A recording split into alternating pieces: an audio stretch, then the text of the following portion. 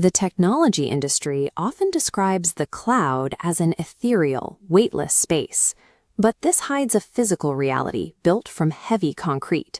Centralized data centers are massive, carbon-heavy industrial fortresses. They are the physical anchors of our digital world, and they are growing larger every year.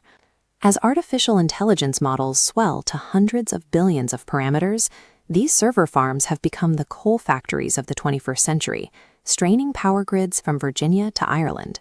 These facilities consume gigawatts of electricity to run processors, burning fossil fuels and millions of gallons of water just to pump thermal waste out.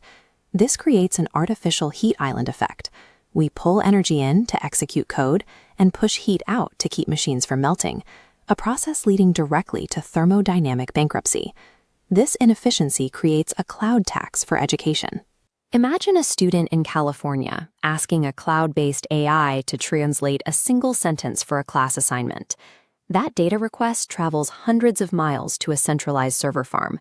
There, a high-powered GPU burns electricity, generating extreme heat and demanding water cooling. The response then returns to a classroom Chromebook, acting as a passive, hollow pane of glass. Using industrial refrigeration to answer a student's basic question is an unsustainable architecture. It is the definition of energy waste.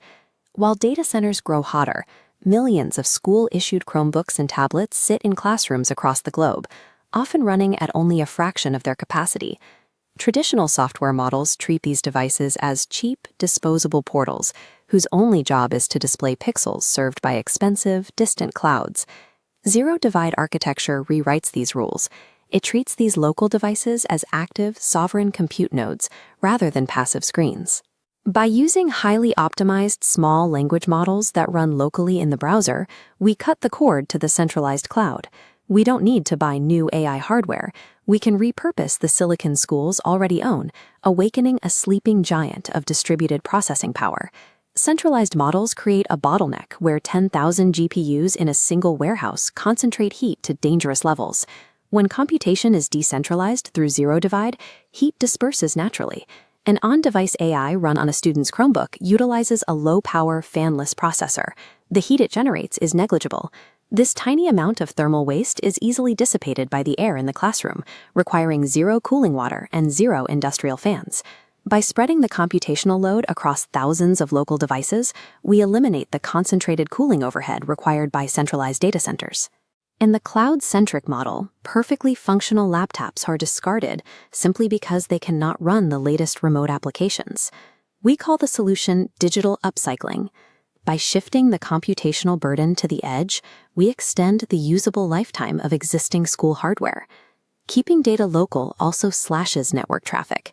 This reduces the electrical demand on routers and the internet infrastructure of the entire community.